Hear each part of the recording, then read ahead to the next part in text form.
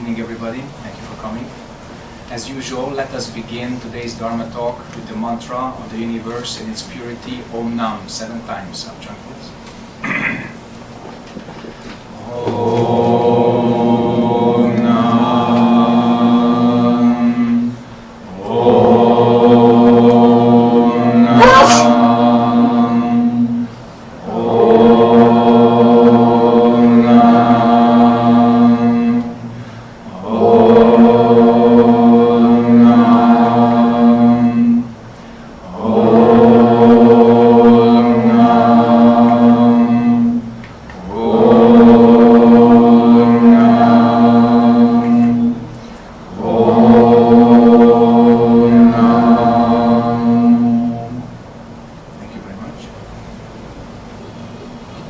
As you heard this sound, if you really did it 100%, all your thoughts were gone during the mantra.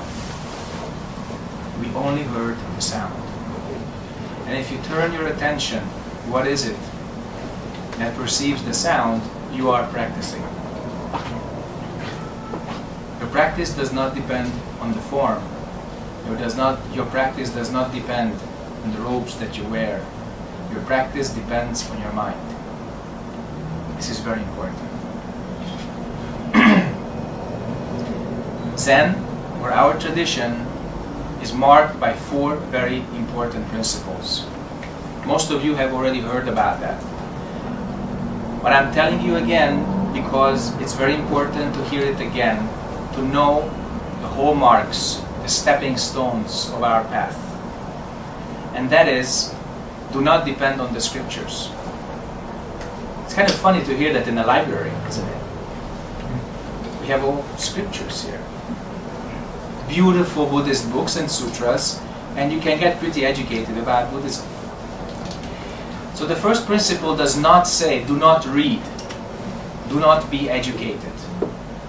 It says, do not depend on the scriptures. So when your intellect had enough, then you have to make one more step and practice the direct path of experiencing what we truly are and what this world truly is. So if we depend on the scriptures, we are attached to thinking and we are lost in the realm of dualities.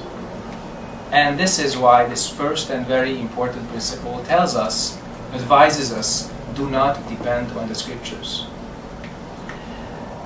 My favorite metaphor here goes to a restaurant. We have just been to one with the Hungarian and Czech group. And we looked at the menu. The menu was a very, very short reading. But then we practiced eating for a long time. And that's the correct way. If you just keep reading the menu, analyzing the menu, understanding the menu, you never get to eat, right? And then you stay hungry. Now it's very easy to understand with the body, but the mind is a lot more tricky. So the mind keeps you reading, conceptual food, a little bit raw, but we like it, okay? Conceptual food all the time. And these days, audiovisual food all the time. Movies and music and MP3s and MP4s and all these numbers and figures, just to keep your mind busy. And even if it goes to the right direction, it's not yet practicing this clear, unmoving consciousness, which is clear like space, clear like a mirror. Originally, this mind is not moving.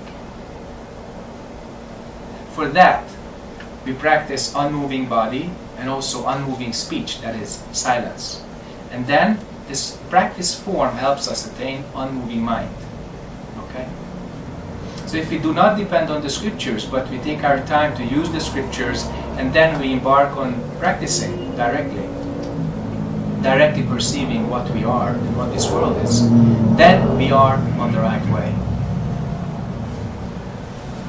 So, what can be the second? How can you supersede the first and very important principle? Well, the second is directly pointing to mind. Why is it so important to say directly pointing to mind? Because we use so many symbols and metaphors and systems and art and whatever, to express something indirectly. Okay? And this indirectness becomes a hindrance. So the 10,000 ways of expression must come back to one direct experience. And that's why it's important to ask truly, what is this? What is this substance that we are so eager to find, that we are so eager to attain, that is truly beyond life and death? You know, we human beings are very interesting creatures because we have some background, we have some past karma, we have some understanding of past, present, and future. And yet there is something which wants to go beyond past, present, and future in us. We know that this body was born and it will die, but yet there is something which wants to go beyond life and death. So what is that? And when you ask that question, what is that which is beyond life and death, which is at this moment looking with your eyes, hearing with your ears, when you ask that question, then you directly point to mind. No symbols, no metaphors, no books, no pictures, no systems. No understanding, no analysis. Directly ask the question. And if you ask the right question, then you have the right experience, because your mind goes to the right way. And then comes the third principle, which is attaining enlightenment by attaining our true nature, our true self. This mind which I have just talked about. It's kind of funny that no matter how much I talk about it, you won't get it. But I have to, that's my job tonight, and that's what you came here for. So tonight is just a nice dinner for your intellect, but I hope it won't spoil your thinking. Have you noticed, and this is directed to those people who tried some practicing, have you noticed that the more you think about Buddhism and Zen, the harder it is to practice? Yeah, that's right. That's right. That's it's unbelievable. The more you think about it, the harder it is. And if you just do it, it becomes completely yours. Okay?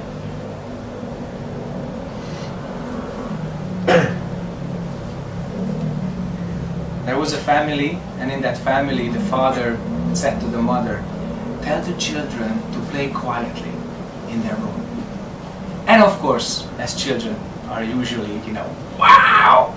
All this noise was coming out of the room, and then the father said to the mother, ask them what part is it in this word quietly which they don't understand. Okay. So here is the saying, what are you? Which part of this question is not clear? But we usually drop it and we find something else to play with because it seems so boring or abstract. We have some emotional or intellectual reaction to this instead of staying with the question. That's when we lose it. Stay with the question no matter what. And that is your practice. There are two ways of doing this. One is when you really do formal practice, you meditate in some sitting position or walking or even lying down, but you don't have to engage in talking, you don't have to solve something with your consciousness, you don't have to get to some part of this globe from point A to point B. So that means you can afford to have complete non-acting consciousness or not doing mind. Okay? So then you can keep this question, you can ask, what am I? And out breath, just observe, return to this clear mind. You can say don't know if it's necessary to calm down your thinking. But saying don't know is not true don't know. It's just a little helper. It's not a bad helper, it's a good helper. But saying don't know is just one more sentence. It's not true don't know mind. Okay? And Westerners many times, if they are attached to this, they use it to suppress their thinking, not to reflect it, but to suppress it. And then, when you suppress it, it comes back with a vengeance. And then it's not your true self which you attain. You attain headache. And that's not necessary. Okay? So the third principle is really important. Because if you ask the right question, you attain the right thing. So enlightenment doesn't depend on these magnificent attributes, you know, which people believe in magic or fortune telling or all these things. People have, especially in the West, have these rosy ideas. When I get enlightenment, then I will be able to do all this. But guess what? Maybe, maybe not. Because originally, this word, attain your true self by awakening, it's just attaining what you truly are and what this universe truly is, our substance, our don't-know mind, which has no name, no form, no life, no death. That's all. Everything else comes out of that, and that depends on your further karma.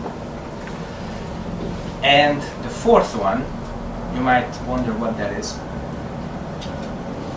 The fourth one is actually transmission from mind to mind.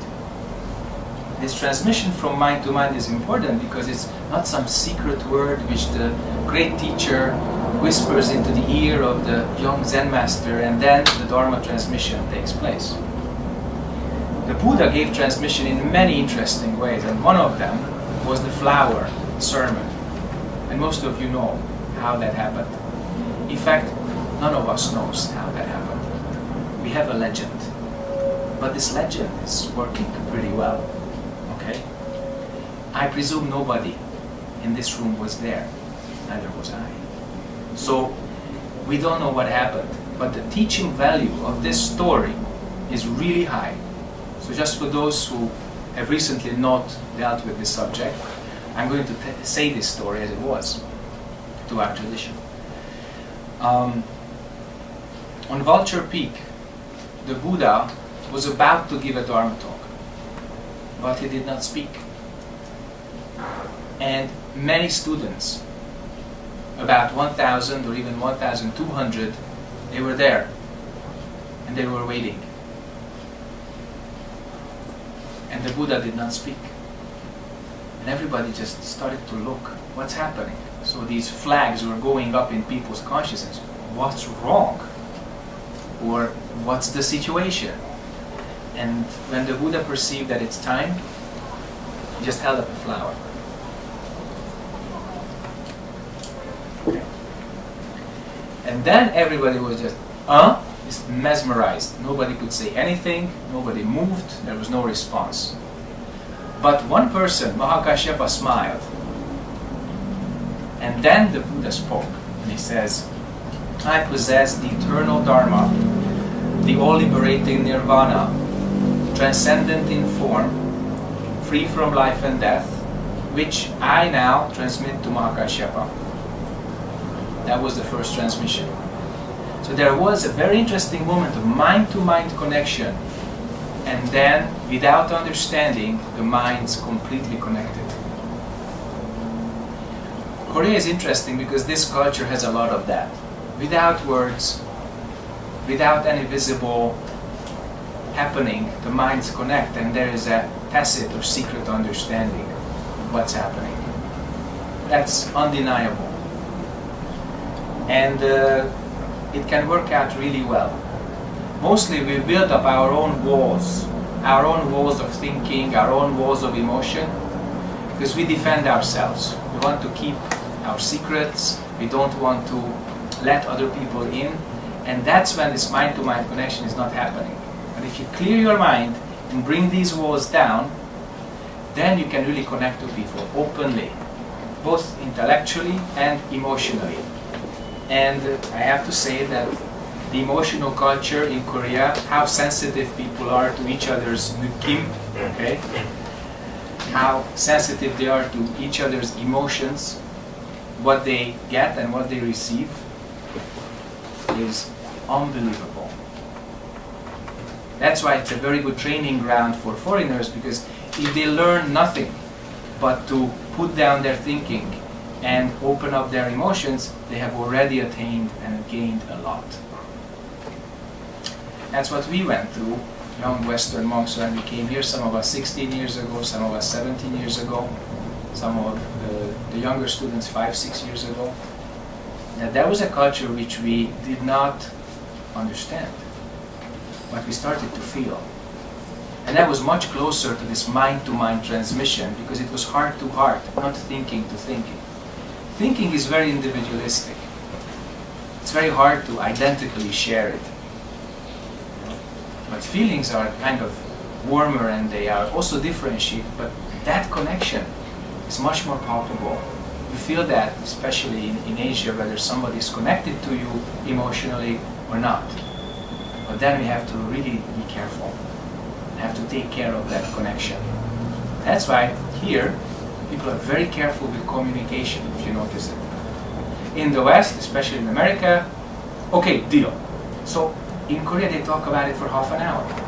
Because longer, more gradual talk is necessary, not to hurt each other's feelings and not to presume things that may not happen. So it's not just from a kind of contract point of view or from an intellectual point of view that people communicate, but basically much of the Asian, especially Korean communication is about feelings, even if the subject appears to be something else. But the purpose is that this heart-to-heart connection would not be damaged. Sometimes it gets damaged, we know that. But that it wouldn't hurt, because if your kibun, if your internal feeling is not good, then you don't give the right nukim or impression to the other person, and vice versa. So that's why it's so interesting to see that emotionally intelligent cultures, they open up the heart, they have heart-to-heart connection, and in that realm also there is some purification, some kind of karmic cleansing. It's not easy. Sometimes it's very, very complicated. But we are human beings, so we can simplify that, we can reflect that. So the 4 principles of Zen, not depending on the scriptures, directly pointing to mind, attaining our true self, and thereby becoming Buddha, and transmission from mind to mind, these are the main hallmarks of our practice. Without this, there is no Zen. And if you want to put all these 4 into one sentence, then there is something really important. An ancient teacher in China said, there is a gate to Zen, but if you want to pass through this gate, do not give rise to thinking. Okay? That's all. And if your practice returns to this original mind, which is before thinking, which is clear like space, clear like a mirror, then you can reflect everything. Your thoughts, your feelings, others' thoughts, others' feelings, everything which happens in the world. And this is not analysis. This is not an intellectual process. Our thinking is way too slow for that. But the mirror reflects instantly, you know. Sometimes you may have experienced this with your family members, that you make a very long trip. Some of you may be in America, some people stay here, some people go to Busan and other people stay in Seoul, and you suddenly have something, oh, I have to call him, I have to call her. You grab the phone, and just by this impression you know something happened. You make the call and you actually learn that something happened which changed the other person's well-being or changed the other person's emotions. Alright? So that doesn't even follow the speed of light. It's faster. Okay? It happens instantaneously. This is really interesting, and that's how mind-to-mind connection works. When we practice, we attain that. We experience that. And funnily enough, this experience might even stop some people from practicing because they don't want it. We have to accept that. Some people don't want it. And since we accept that, Buddhism doesn't proselytize and doesn't try to convert people and doesn't try to tell people what's right and what's wrong. Because it is up to our level of perception whether we want to enter the path or not. It's up to our level of suffering whether we say enough or not. And when we say enough isolation, enough individuality, we have to go beyond that. Then, and only then, we appreciate the larger community, the real mind-to-mind connection, which brings down the walls, which really makes a community without any ideology, politics, history, or whatever we think makes a human group authentic. Okay? That's why our teacher said, when they asked him what is the hardest practice, he says, together action. It's not Not 100-day solo retreat. No, no, no. 100-day solo retreat like Dharma vacation, no problem. 90-day kyocha with a lot of people in the same GD box. No, no, no. It's like good ship. One captain, many sailors, go, go, go, no problem. So then they asked, sir, what is the hardest practice? Together action. So here we are in this body. Everyone has one, right? And 6.7 billion other people on this earth are here to train with, to do together action on this earth. Look at our output. What are we actually doing to ourselves and to this planet? And if you look at that at a global level, then you will see why together action is the hardest training. We don't seem to learn. Generation after generation, we make the same mistakes. And the message of the Buddha and the patriarchs is that you don't have to. You can wake up. You can change your karma. You can change your family's karma together if they make the effort together. And then if the family's karma change, then the country's karma can change, the continent's karma can change, and the whole global population's karma can change. But that is in direct proportion with our level of awakening. So the more anger, desire, and ignorance we've got, the worse our karma becomes. The more enlightened the consciousness is, the higher quality this together action becomes. So less suffering, more harmony, correct interaction with each other and nature. And then we only have to deal with the original suffering. Original suffering is just by being born, growing up, getting old, sick, and die. What's called the four misfortunes. In fact, the four misfortunes are four great opportunities. Think about it that way. So being born, growing up, getting old and sick and dying, you know that.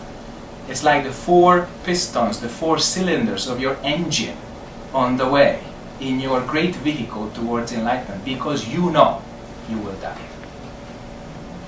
No exception. So birth, old age, sickness, and death, these are the four cylinders, the four great motives. And yes, they are the four main kinds of suffering. And of course we have the four smaller ones: getting what you don't want, not getting what you want, being with those whom you dislike, and not being with those whom you like. We all experience that. Now you also see that if you open the television, if you open the paper, if you open your computer and look at the internet, this is not the news. We make other kinds of suffering, much nastier, absolutely unnecessary suffering. And if we take that away, then we get down to business. The original business, what it means to be born and to die on this planet in a human body. What it is that we can truly attain, and what it is that we can never get. And guess what? Human beings mostly deal with things that they cannot get and cannot keep, and completely ignore the path to the awakened consciousness, which never comes, never goes, is never born, and never dies. Why? Maybe because even more suffering is necessary. That's the problem. We have never quite said enough. If we really had enough, we wouldn't make more wars. If we really had enough, we would find alternative energies. If we really had enough, we wouldn't do this to the animal realm. If we really had enough, we wouldn't do all these things to each other. So how much is enough? That's the question. But that's a question you should answer yourself. Now there may be questions which you would like me to answer, and that is something I would like to welcome. So if there's any question from the audience, from any of you, then please ask.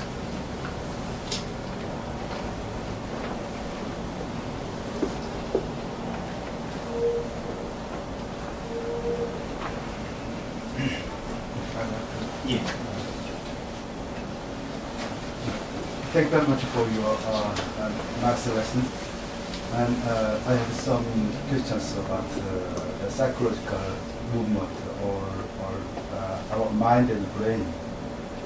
Usually we call the brain consists of some specified functions like that we discriminate, we recognize the number and the space and we recognize, we accumulate the knowledge.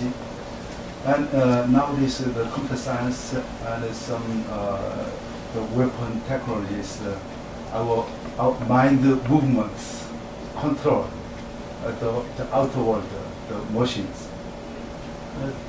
But it is very hard to understand the mind is different from the brain or psychological functions. The mind is not discriminated to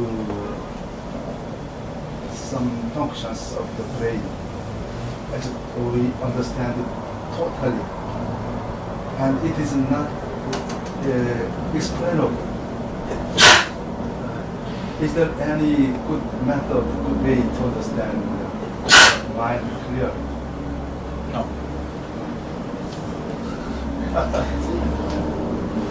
How can you grab or catch an ox on which you are sitting?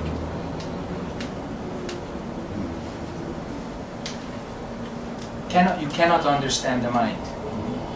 You can understand specific functions, especially those explicit or scientific or cognitive functions, which many people try to use in many ways, but you cannot understand your true self, because that's what understands. So you cannot see your eyes, you cannot hear your ears, and you cannot understand your mind. But when you practice, you attain it. So it's like this: I cannot talk about tea, but I can give it to you and you drink it, and that's tea.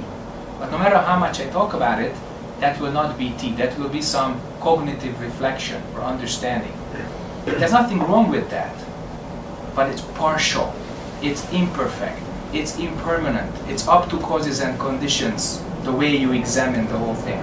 So you cannot have a complete understanding of the mind which would substitute the experience. You can have a partial understanding, an insufficient understanding, an imperfect understanding, an indirect understanding. All this is possible, but that's not what we want. Some disciplines, they provide that, and some disciplines also claim that it's perfect. I'll give you the whole lineup. So that's not true. That's not correct. You know? What is correct is returning to the original mind, which is before thinking. Understanding is thinking. That's why understanding cannot help you in this endeavor to wake up and directly experience our true self. Many kinds of understandings are possible, but it will never bring you to enlightenment. I'm sorry.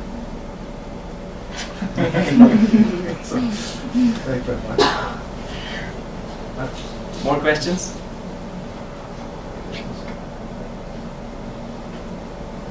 Any kind of question. You don't have to be Buddhist or smart or knowledgeable or anything. But if you have something in here, okay, open it up and ask. All right?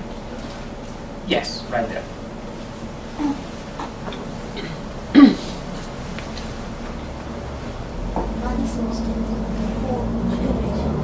How may I help you?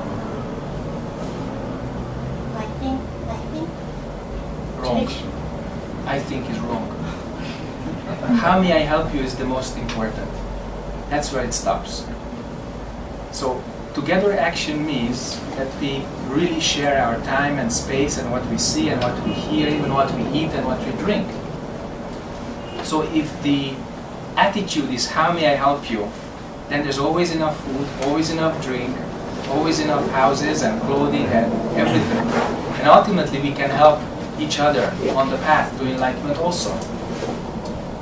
But if the attitude is not how may I help you, but how may I take things from you, or how may I use you, or how may I rob you, how may I take advantage of you, all these things, then people become like black holes which only absorb things and almost never emit anything.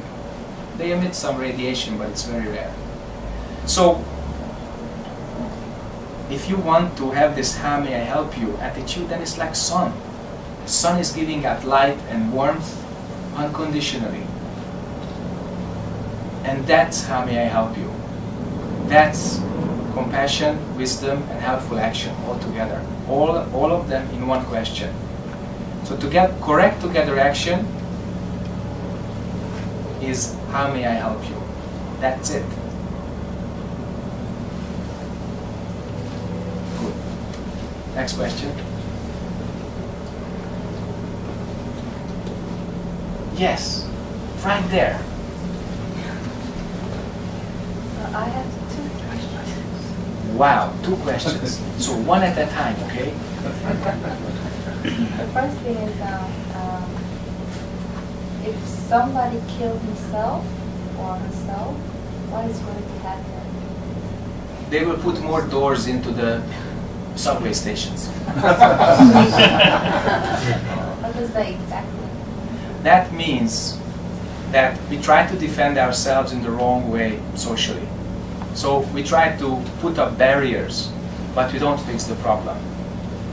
So this is not a joke. It sounded like a little bit sarcastic, but it's really, really painful that society doesn't understand itself, that we don't have an in-depth and working knowledge of what is happening in our society, including Korea. So let me tell you what happens actually when somebody kills himself or herself. First, we have a brief overview: what is life, what is death, what is being born, and what is dying. Okay? Life is, now as we are, mind and body together. Okay? The state of death is mind without a body. It's not just that, it's not being born.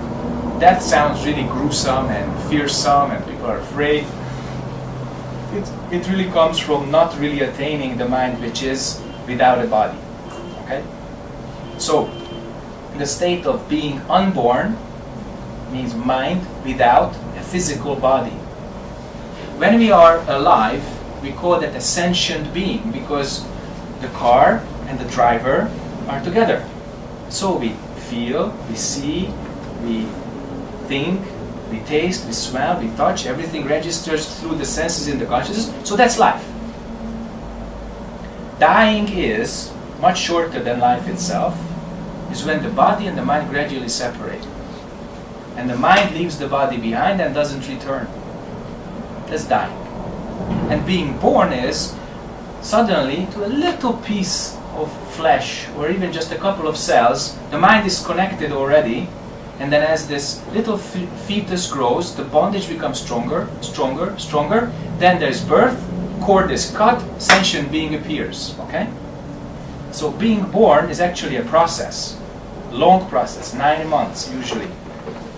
Depends on previous karma whether you can be born to those parents or not. Okay? So being born is like body and mind gradually fusing together. Dying is body and mind gradually becoming separate. The state of death is mind without a body. The state of life is mind with a body. This is clear, right? Logical, systematic, etc. You can understand that. Now what's happening during this is something we cannot understand, but we can experience. If during life people encounter many problems and also emotionally, cognitively and physically they feel all the doors are shut and they cannot make one more step, they might want to end it. And when they want to end this, they might choose to cut the connection between body and mind, believing that this will help. Unfortunately, it's an ignorant view. It will not help. Okay? It will take the same package, the same karma, the same problem to another body. Because they are born again. And they have to solve the same problem again with the added burden that once they already ran away. So they built up the tendency of running away, cutting the connection between body and mind because they felt they cannot deal with it. Okay? There are many motives for this. You know, the ritual, the military, the desperate, the passionate, many kinds of motives for suicide, but the result is ultimately the same. You have to come back and solve the karma. Finish the karma. And if they build up the tendency to sever the connection between body and mind, then it's one more task added to cut that tendency and get down to business and solve it. Okay? Usually, this wrong view starts with, I want to also punish myself. So they punish the body instead of clearing the mind. It's the kind of knocking at the wrong door. Okay? The mind has a problem. The body doesn't have a problem. So they want to kill their minds, but instead they cut the connection between body and mind. You cannot kill the mind, but you can empty it. And when you empty it, it becomes free from I, my, me. It becomes free from any attachment, any karma, any residues of thoughts, feelings, perceptions, impulses, or consciousness. The 01, the 5 skandhas originally are empty. Remember, it's in the Art Sutra. Use it. And when that becomes empty, then your ego dies and you wake up. And that moment there's no you. So that's what the suicidal people actually want. But they look for it in totally the wrong direction. That their ego would disappear. That their suffering would disappear.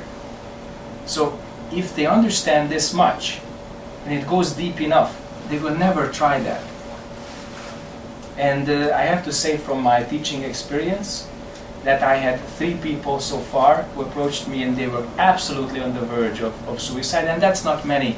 I know many sociologists, psychologists, psychiatrists, they deal with a lot more every day. But those 3 understood, and they are still alive today. Because they want to solve it. They don't want to run away. They don't want to put it to next lifetime. How can I face my only child if I cannot solve this problem? I really want to kill myself. I said, you are born again. You will have a child again. And then you will have to face the same problem again with the added tendency that you killed yourself before. Do you want that? I said, no. Bingo. Okay? So this is really important. Very important to give the right teaching to people.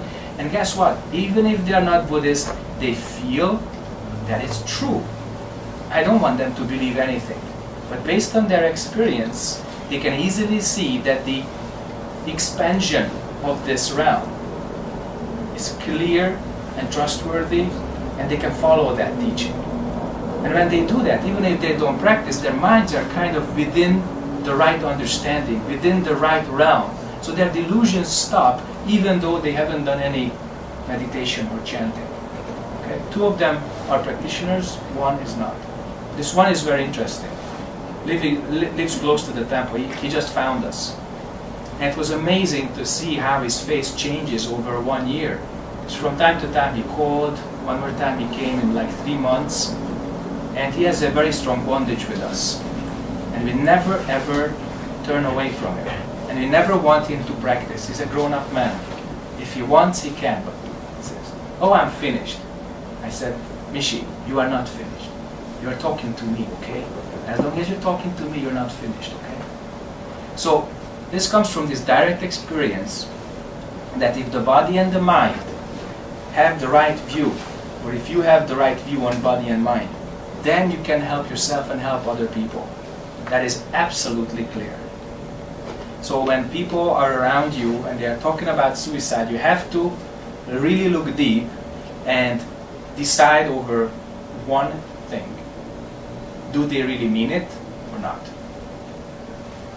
If they keep talking about it and they just want your attention, then they're just fiddling with the thought and it's not really meant. But you can feel from the silence of that person, especially after they said or declared their intention, that it's really serious. And then if that is so serious, then you really have to sit down and I said, now I want to talk to you. So you said this to me, and now I want to say something back to you. And then you have to really lay out this very clear map, how the body and the mind work. Then you can help them. Don't say don't do it. Don't say that. Because there's no I will. Human beings are so paradoxical. Somebody wants to help them, holding them back from the gap. No, I want to fall down. Okay? So don't say do it or not do it. Just lay out what happens if you do it and what happens if you don't, and they have to decide. So even if it seems risky, leave the choice to them, because it's their lives, their karma. And freedom of choice is something that we respect to the utmost, to the furthest possible extent. And that's why those who embark on Buddhism and experience the path as it is, they usually do not depart. If they went deep enough, they usually would not leave that behind, because their freedom, their insight, their commitment was respected from the outset, from the very start. And that's the way we should teach people. And that's the way we should treat people. Second question.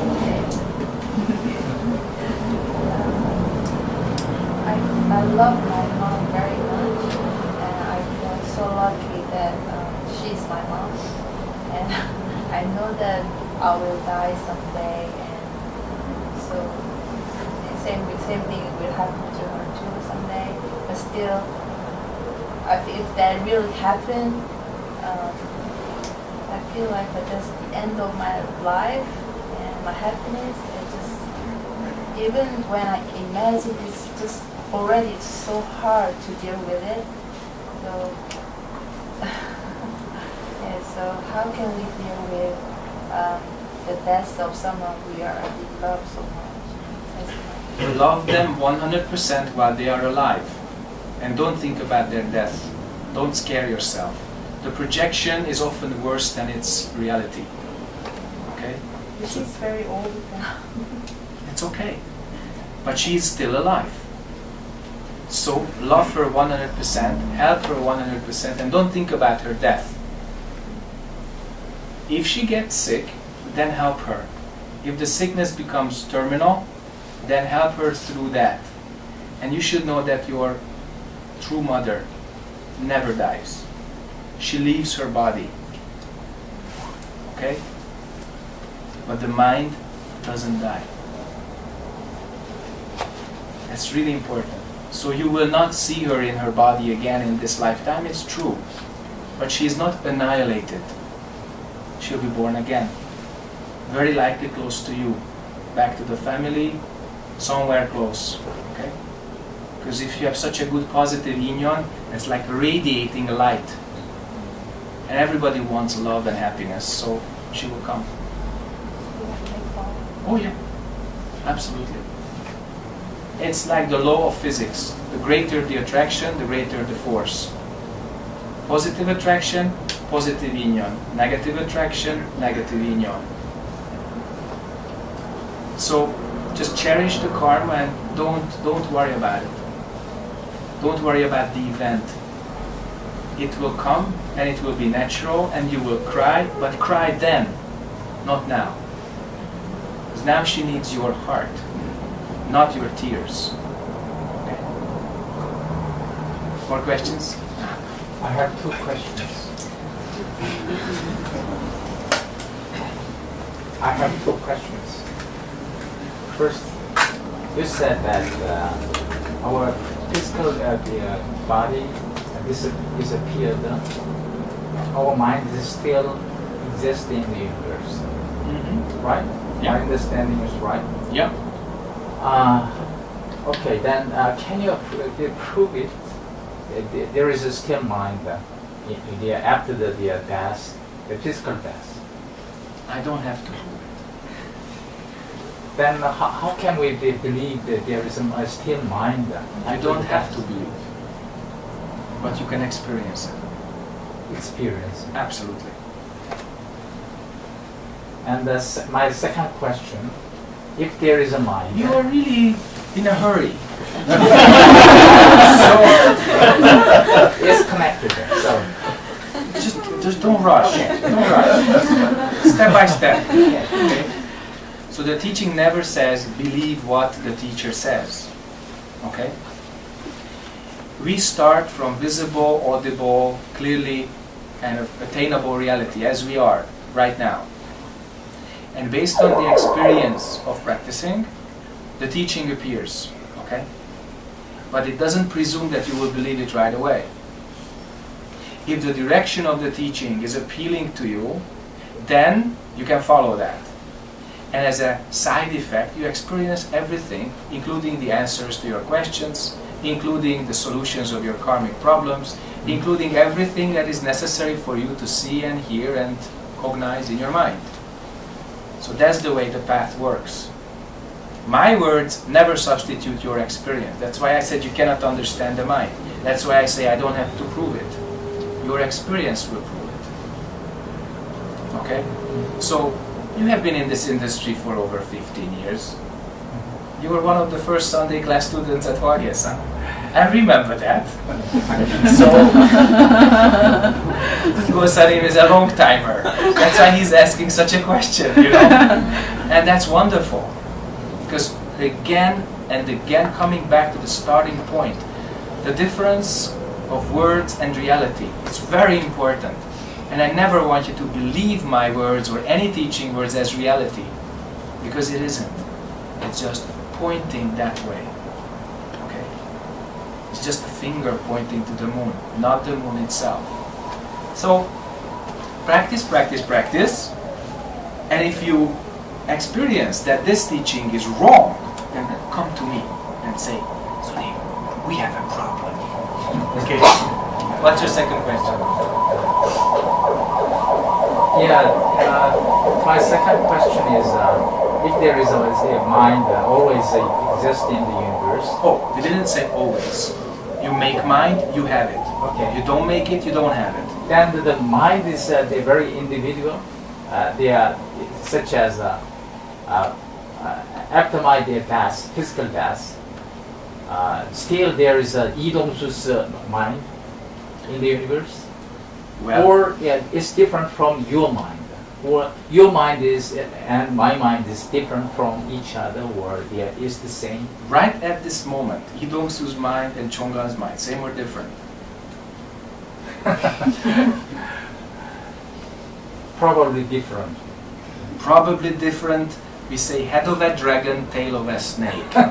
You know, you ask this really sharp question, you know. After that, your mind, my mind, same or different. Beautiful Dharma combat question. So I asked you back. But then you gave me a thinking answer. I'm so sorry.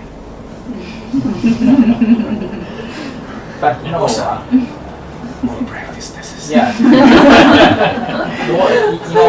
When I practice deeply, I just feel the outside of the air, fresh air, or I can hear the bird sounds, everything. But I cannot imagine there is a still mind in the universe after my death. At that time, That's, when you just 100% hear the bird sound and feel the fresh air, of course there is no mind. But the moment you start to think, there is. So I don't think about the mind. Exactly. Like I said to So Vijayani, don't what think about bullshit of the mind? It's complete bullshit.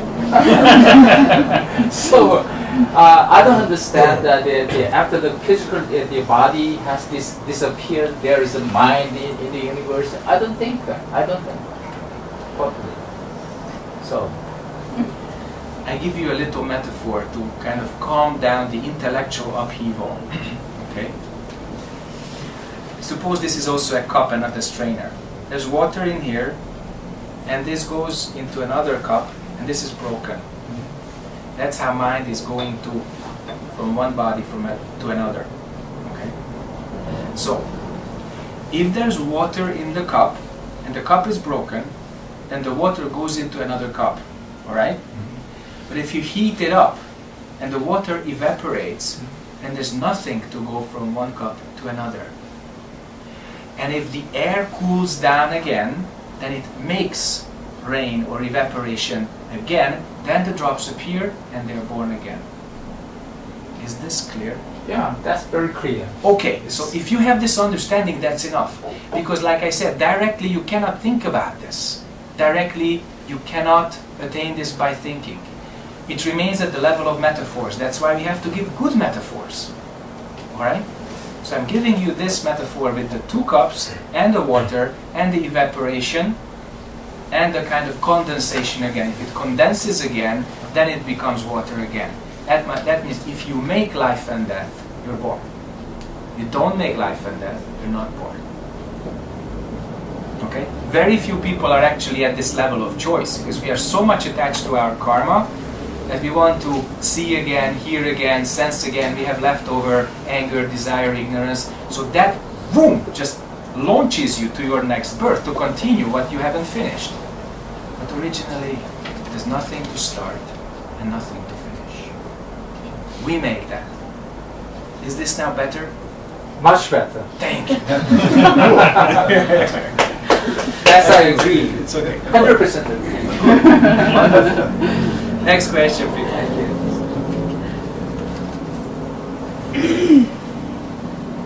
Did you just touch your hair, or you wanted to ask a question? I want to ask a question. Okay, because it wasn't 100%. Let's pass the mic.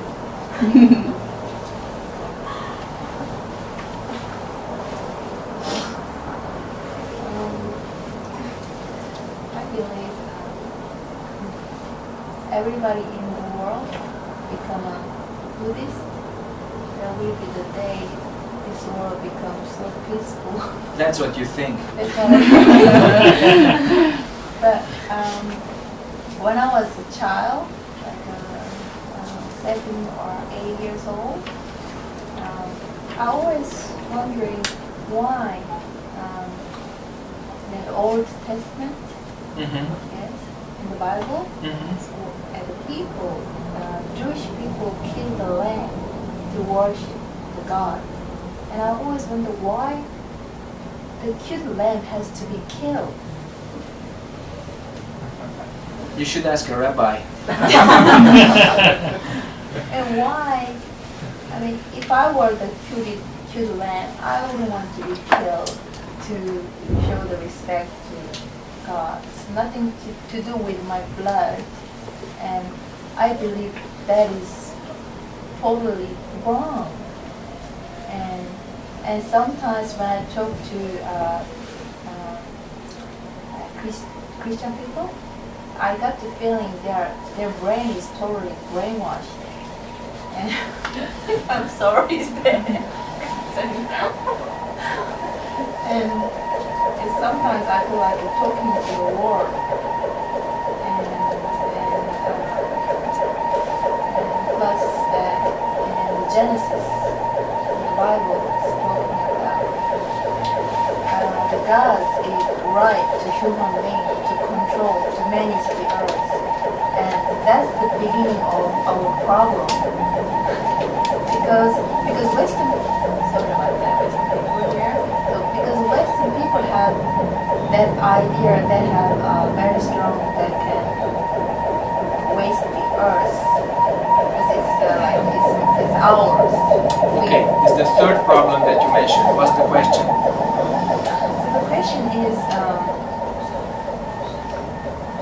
because the Buddhist, like high respectable Zen master, we think we have to, the two religions, the major religion in this earth has to be in harmony.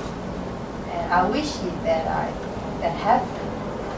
And I wish that could happen, but when I read the Bible, that is a bit hard.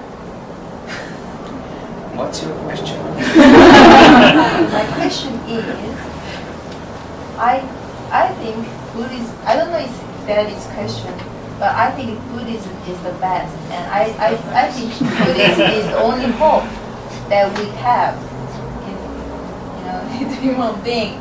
And my question is, I don't, maybe it's not the question. You have to produce a question. Yeah. That's the game here. Okay. Not just we heard many opinions, many ideas, but no questions. Without questions, I cannot Yes. accept anything. My question is, how can we persuade the brainwashed Christian to become a Buddhist? Very good question. And the short answer is you don't. You do not persuade anybody, whether atheist, monotheist, polytheist, okay? You don't. You cultivate your practice. That's all you need to do. You cultivate your practice, you help this world naturally with your work, with your life, with your natural interaction with people, and answer their questions. That's all. It's already plenty.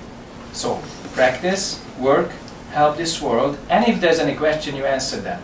4 main things. It will fill up your life. Buddhism never says it's the best. Buddhism never says persuade people. Buddhism never wants world power, that it would be the biggest religion on earth, etc., etc., etc. Why? Because it's incorrect. Okay? Nature supports variety. Survival is based on multitude and variety. Okay? Let it appear. And then, sooner or later, we learn to live with each other in harmony. My father was a scientist. My uncle is an Adventist priest. I know exactly what you're talking about.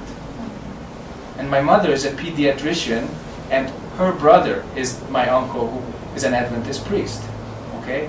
So when I was a kid, my dad, very smart, passionate, wonderful, intelligent person, and my uncle, very quiet, serene. He's been doing his job for over 40 years, teaching people in the country, They talk about it, and 2 respectable gentlemen, they never argued with loud words. How they started is with mutual respect. How they ended, mutual respect. But the content of the whole conversation was always just testing each other's views. And the end was, besides being respectful, is you believe and I don't believe. Or you don't believe and I believe. That's it. Okay? So let that be. It's very important. You want to persuade somebody, it's like attacking their views, attacking their way of life, saying that you're wrong and I'm right. You know what they will do? They will try to hit you or even kill you. So don't do that. Remember, 6.7 billion together action. How may I help you? That's the only correct way of relating to each other, and that can take 10,000 ways, 10,000 faces. But if we do not do that, in a very, very short time, we will just exterminate everyone and everything. Okay? So, your aspiration that this whole thing would happen to the earth and we would be the best and the biggest and the largest and everything, it sounds like, like commercial enterprise. Sell everybody your merchandise and you would have the biggest network and the largest department store chain, etc., etc. Do not even think about that. Look inside, find your true self, and then help this world. And if there's any questions, you can try and help with the answers. That's all. This is already plenty. And really love and respect those who are different from you, because they are your true teachers. But you grown up in such good Christian family. No, my family wasn't Christian. My family was a medical doctor family, and my uncle was Adventist. And I experienced a lot of good things there during my summer holidays, including vegetarian food, because everybody is vegetarian there. My cousins, 2 male cousins, very, very good people. We had a lot of fun together, But they never wanted to convert me. They took me to the prayer hall. That's how I know many, many biblical teachings. And no statues, no pictures, very simple, clothing. Something very palatable. Yet, I did not become in any way the follower of any church in the West, including theirs. Something for me was not complete, and that was my problem, which led me here. It's kind of far, huh? But that's the way I had to find answers to my questions. And if somebody finds answers to their questions in any monotheistic denomination, not just any kind of Christianity, but Judaism or Islam, if that is satisfying for them and makes them a better person, they should follow that. Okay? So it doesn't matter what kind of medicine, just cure the sickness of anger, desire, and ignorance. That's all. Okay? And you don't have to think about the world religion, like this kind of massive conglomerate where everybody loses their identity because they have to follow the same uniform thing in 100 years. So this world type of religion. No. Variety. And correct relationship between the varieties. Okay? That's really important. And then you will make your life also a little bit smoother and easier, because you don't have to clash against other people's opinions and senses of identity anymore. Okay? Try them. More questions? I have a question. Can I get some more water?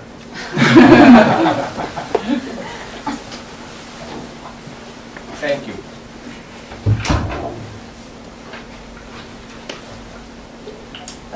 Christian. Someone else. Bye. 교회 가서 얘기하세요. Thank you for your teaching. You're welcome. I'm still attached to name and forms. I'm very strong attached. Best good-looking guys, best clothes, best diploma. Always I follow the best. This is very big problem for me. How can I help? You have a husband? No. That's the problem. So you should get married.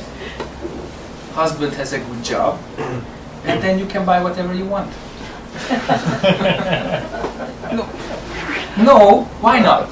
Because I'm old, but I have to myself.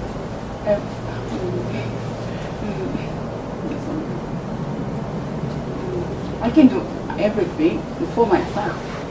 There is no need for it. There's no need for. There's no need for a man, you say?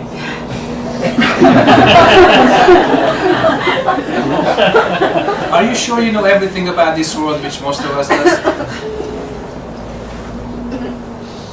I mean, you can do a lot of things by yourself, but not everything.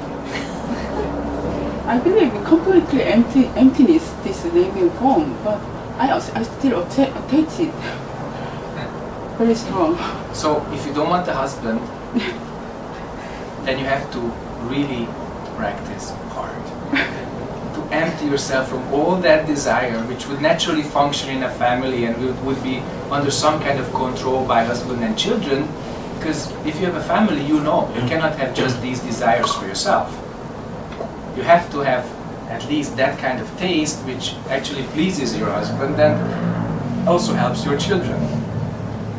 So wanting to buy all these things and the best of the best of the best, that's sometimes selfish. But when you buy it to help your family, to give good clothing to your children, or good food to your husband, then this changes direction. That becomes a family-oriented, direction.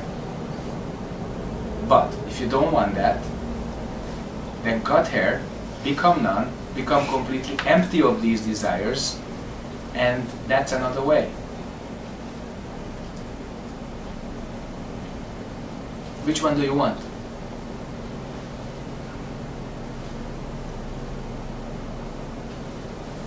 So then you have to practice with a question. What is my correct way? Every day. Ask that question during meditation and let the answers appear. And most of the answers will disappear, but there will be one which remains together with the question, like a dog with its owner, okay? Never going. And that will be your way. You have to find that. If you don't ask the question, it will not go deep. You will not find the correct answer. So practice with that. And then, after a while, these desires will not control you. Because you'll find your way. And all this energy which you put into name and form and taste and all these things will serve your way.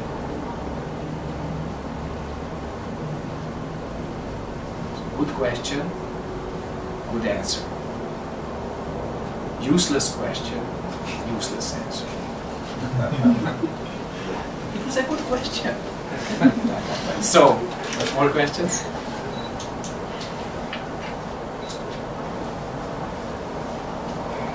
Anyone? I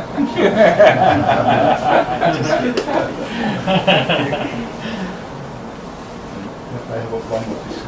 잠깐만 기다리세요, 회장님. 혹시 다른 사람은 하시면 아직 말씀하시고. Those who haven't spoken yet or haven't had a chance to ask a question, you know why I'm saying?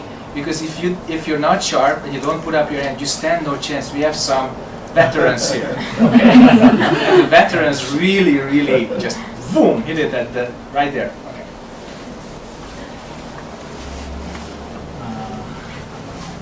What is good question? This one. You have more? Yeah, I want some more explanation about it. About what? About how can I know some question is good or not? How can I find The question is like an opening to the mind. It leads you somewhere. You know? Like I said to her, what is my current job? If she meditates with that question, repeats it at every in-breath, and let the answer appear, it opens the mind to that perspective. It gives a focus. Okay?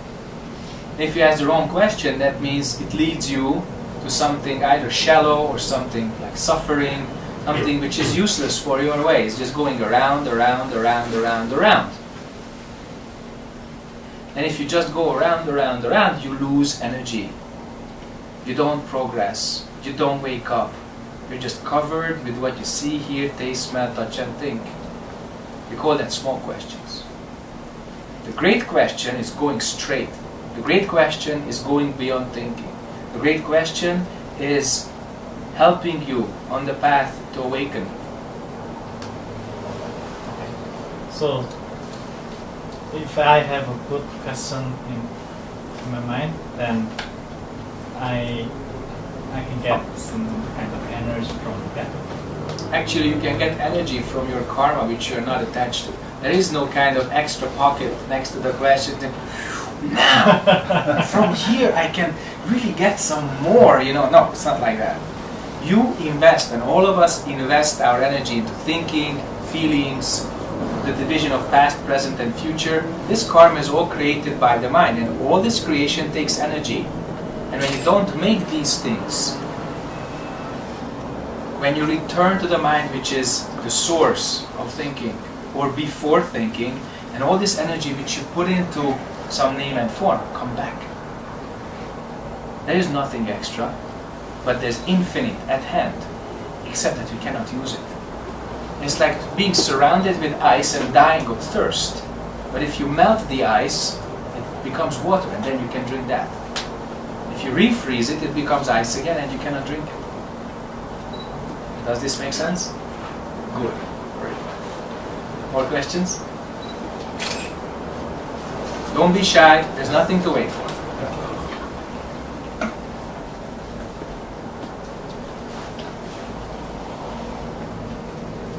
Last time I checked, nobody died because they asked something.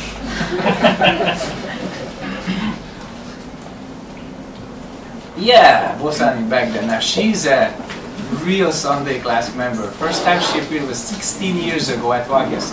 Remember that, people? Even before Ido Tsugasa. Yeah, Bosani. Keeping clear mind and some catharsis by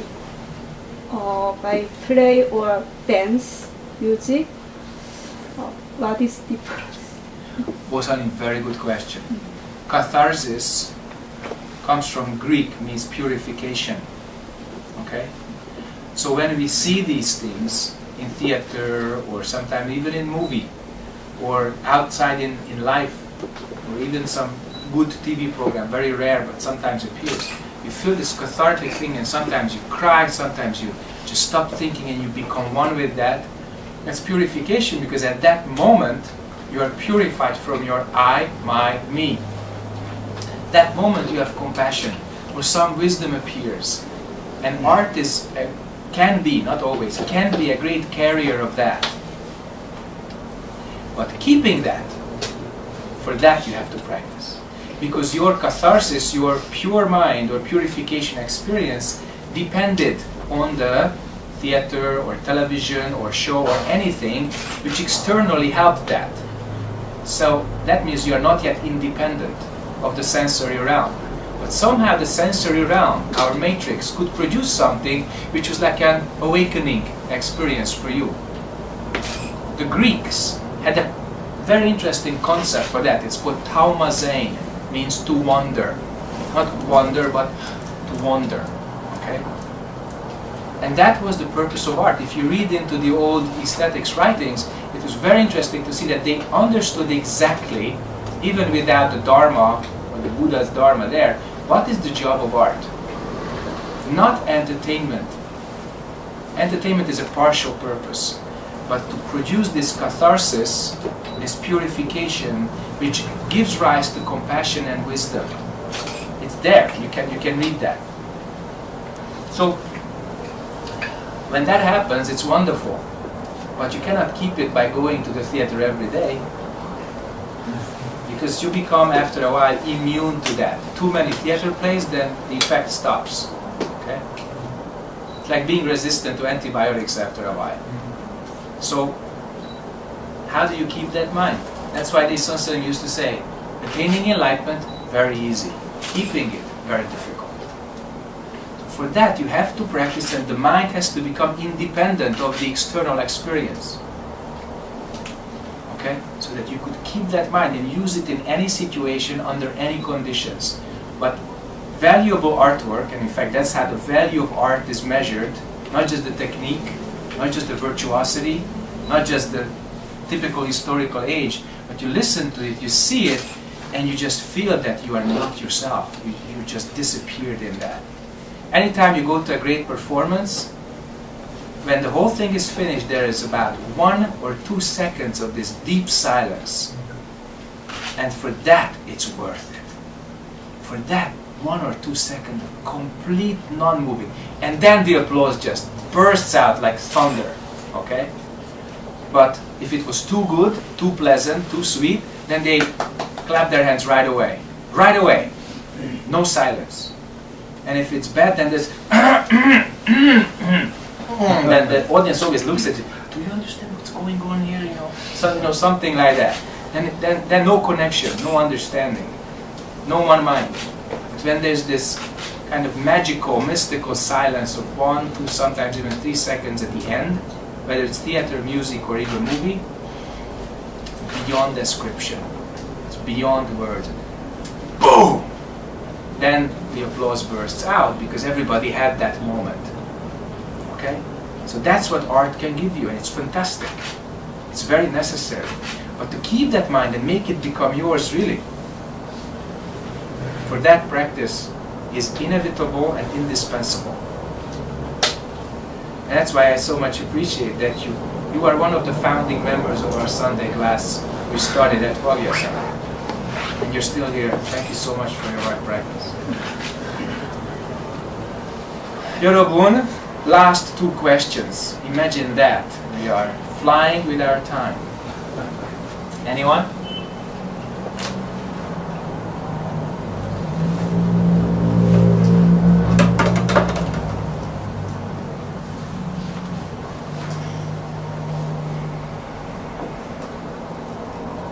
If no questions, we close the shop.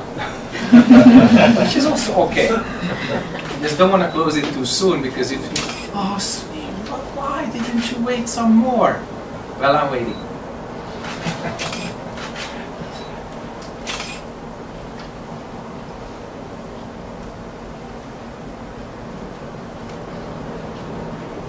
Alright, looks like there's nothing and nobody to wait for then.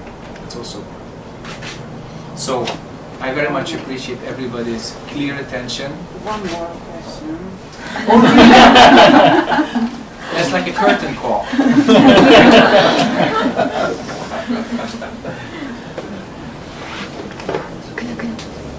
Yeah, what's it? As you may know, at the end of the March, 1.5 months ago, in our country, very tragic incident or accident happened. The big Navy vessel got sunk, and 46 innocent Navy sailors died. So the whole nation has been suffering from the deep sorrow because of that. What's wrong with that? Innocent and patriotic soldiers. And today, my daughter actually visited her best friend's, high school best friend, sick bed. 2 months ago, she was diagnosed with stomach cancer. She's only in her early 20s. What's wrong with her? Well, let's start with the cancer patient. The doctors have to say very clearly what's wrong with her. Cancer doesn't develop just all by itself. It has multiple factors, and the doctors have to say clearly what kind of cure is available. But please do not go beyond, at this stage, the pure phenomena, just what's there. So don't theorize what kind of mind it was that brought cancer to this poor 12-year-old person's body. Find a cure, cheer up the kid, and you don't have to think about it too much. Why? Because your impression, your perception of her sickness is usually not complete and not correct. She has to digest it much later. So suppose that this sickness would inspire her to look at body and mind, to really find out how body and mind work. Then she will start practicing. And she will dig deep and say, what was the cause of this? Or even if she just practices the great Wadu, what am I? Then this karma, this underlying karma will come up and show before her mind mirror. And she will attain the source of this, which is some karma in the past. Because as the sickness manifests in the body, it takes time. It doesn't happen overnight. And there are many kind of layers or warning stages. In the intuitive, it's very subtle, very quick, and usually we bypass that. We don't listen to that. But the noise is too big in our heads. Too much thinking, too many emotions. Next layer is the feeling. We feel something's wrong. We cannot articulate that, we cannot formulate that into words, but we already feel something's wrong. And even that, we sometimes brush aside. I don't know what this is. I have work to do. Boom. We just go on. And when the feeling is also bypassed, then there is thinking. It's kind of nagging in your conceptual world as the sentence, I'm sick, I'm sick, I'm sick. And we also bypass that, and then it comes out in the body. By the time it reaches your brain, because the brain is not as smart as it thinks it is, it's usually very close to physical manifestation. Very close. But still, if you notice it early, then you can stop that. Most of the time, if there's some deep and buried karma, it manifests without the first 3 stages being clear. Comes out in the body right away. We don't see it anymore. Most of these sicknesses which come out until the age of 12, especially until the age of 7, it's all previous life karma. She didn't do anything. But previous life, she must have done something anywhere where the seed of this was planted, and now it came up. Okay? But going back to the past doesn't help. Fixing it in this moment, that helps. That's why I say, find a cure, cheer up the kid, and then if she has any questions about it, then point to the correct relationship between body and mind, how the two operate. And then she might have more questions and she might be interested in some practice. And then somebody can teach her to meditate with this question, what is this? Where did this come from? And then she can completely go down, take out the root, throw it away, it never happens again. Okay? So that's the second question. But concerning the Chonan, I have to tell you that nobody is innocent on this world.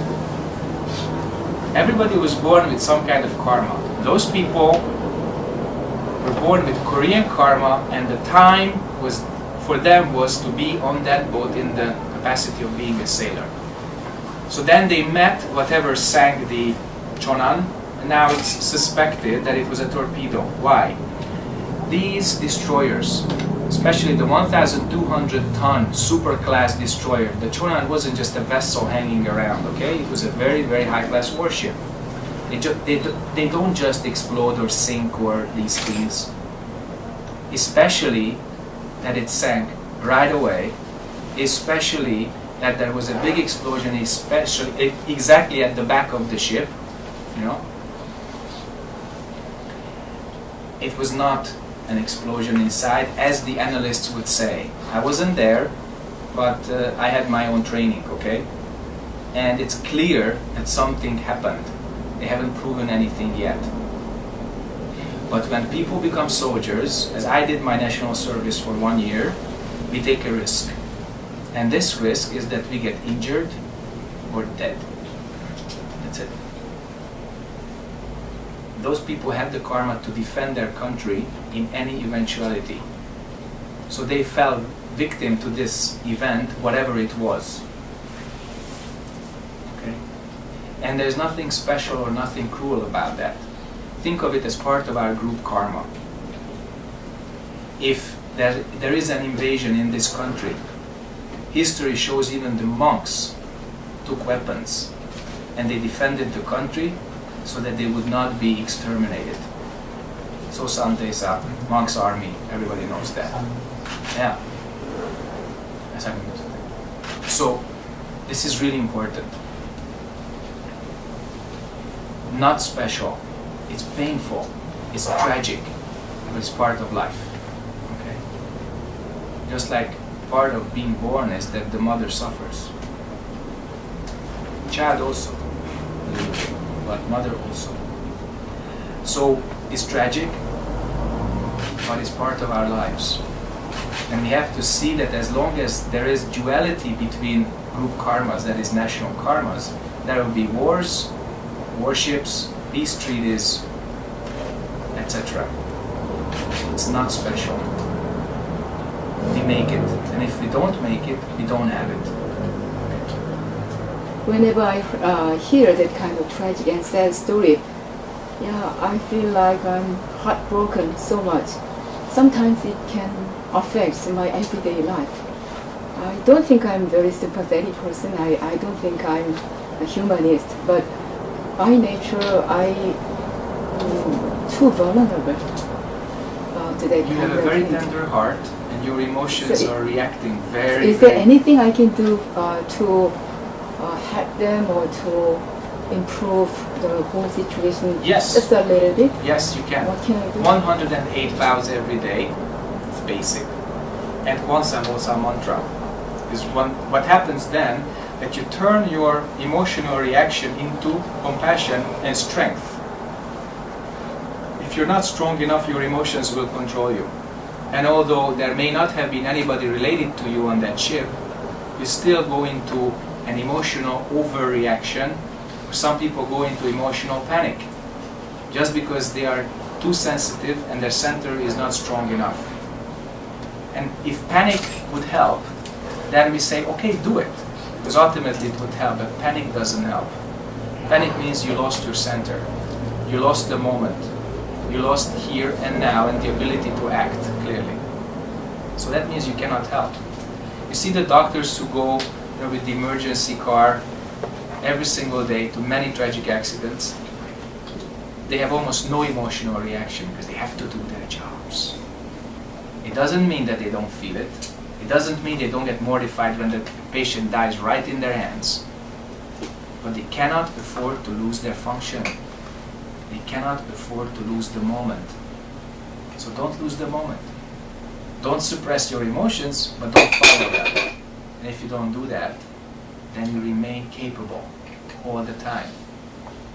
Ready for action all the time. And then you can help other people without losing your emotions.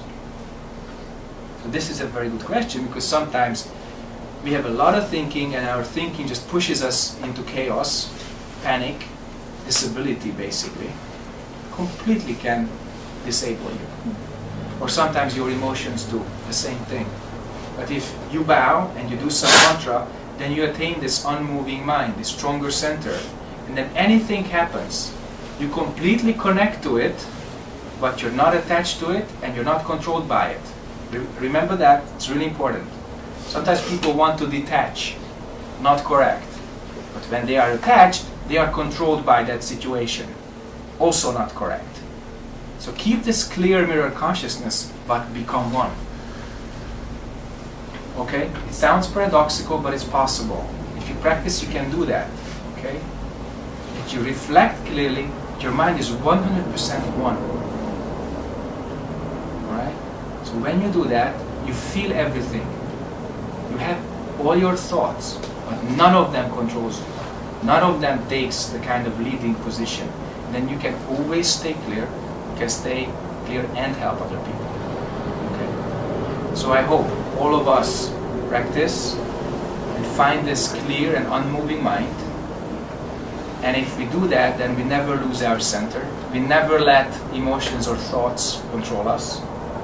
And then we become true human beings. And to the extent of our awakening, we can take away suffering and help other people wake up to the great way. Thank you for your attention.